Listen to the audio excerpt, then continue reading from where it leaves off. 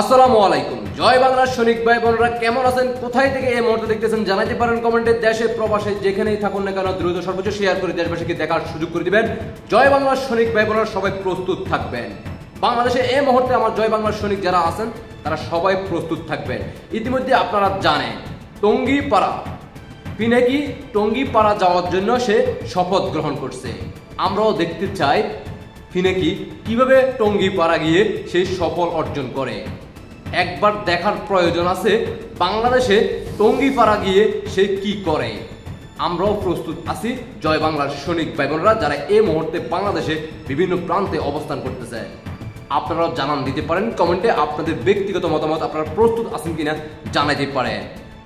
পিনাকি যে 32 নম্বর বাড়ি, ধানমন্ডি 32 নম্বর বাড়ি, বঙ্গবন্ধুর 32 নম্বর বাড়ি, যেখানে সে আগুন দেয়, যেখানে সে ভাঙচুর করে, ওইখানে সে ভাঙচুর করার পর সে ঈদ উদযাপন করে। আপনারা ইতিমধ্যে জানেন। ইতিমধ্যে আপনারা অবশ্যই জেনে গেছেন পিনাকি শপথ গ্রহণ করছে টঙ্গীপাড়া যাওয়ার জন্য। আর টঙ্গীপাড়ার জয় বাংলার সৈনিকেরা তারাও প্রস্তুত আছে। শুনুন কি বলে। টঙ্গীপাড়ার দিকে যারা চোখ তুলে তাকাতে চাচ্ছেন আপনাদেরকে সুস্থ ভাষায় একটা কথা বলে দিবার চাই, আপনারা কাফনের কাপড় কিনে তৈরি করে থুয়ে যাবেন বাসায়, কারণ এটা কিন্তু ঢাকা শহরে ঘটিয়েছেন।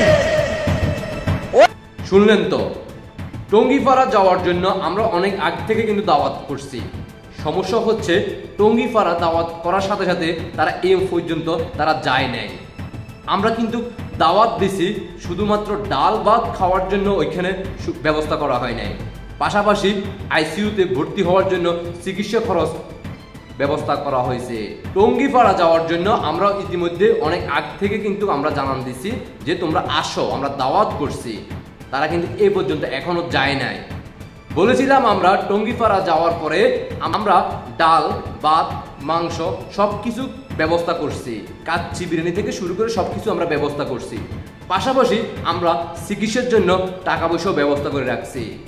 আইসিইউতে ভর্তি হইতে যত ধরনের চিকিৎসা বাবদ খরচ হবে, আইসিইউর খরচ থেকে হসপিটালের সকল ধরনের চিকিৎসা বাবদ যে খরচটা হবে তার জন্য আমরা টাকার ব্যবস্থা রাখছি, যাতে করে প্রত্যেকটা নেতাকর্মী যারা জিন্নাতের বংশের সন্তানরা টঙ্গীপাড়া যাবে তাদেরকে সাথে করে যে খরচটা আসবে সেটাও দেওয়া হবে।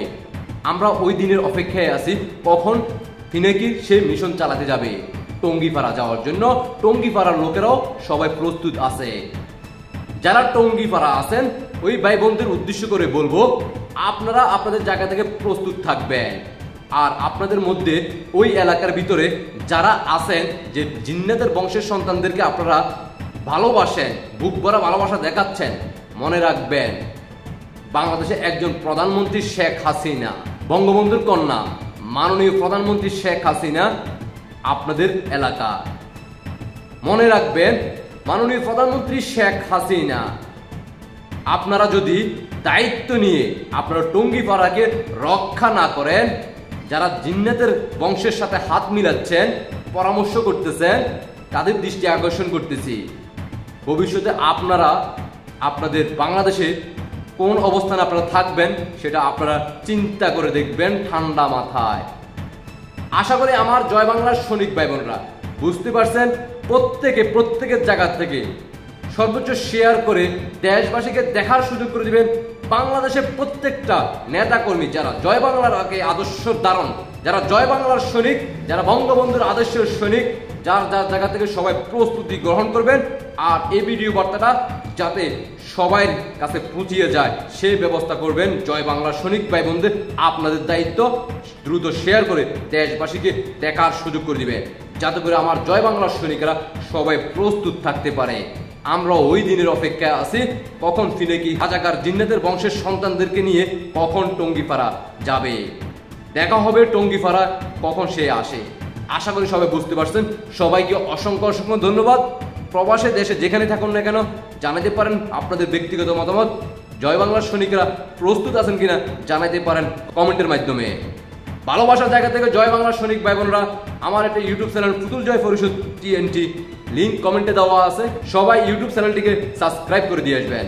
আশা করি সবাই বুঝতে পারছেন। সবাইকে অসংখ্য ধন্যবাদ। বিজয় আসবে আসবে, বিজয় নিয়ে আমরা ঘরে ফিরবো। বিজয় সুনিশ্চিত মাননীয় প্রধানমন্ত্রী শেখ হাসিনা, ইনশাআল্লাহ। আল্লাহ হাফেজ।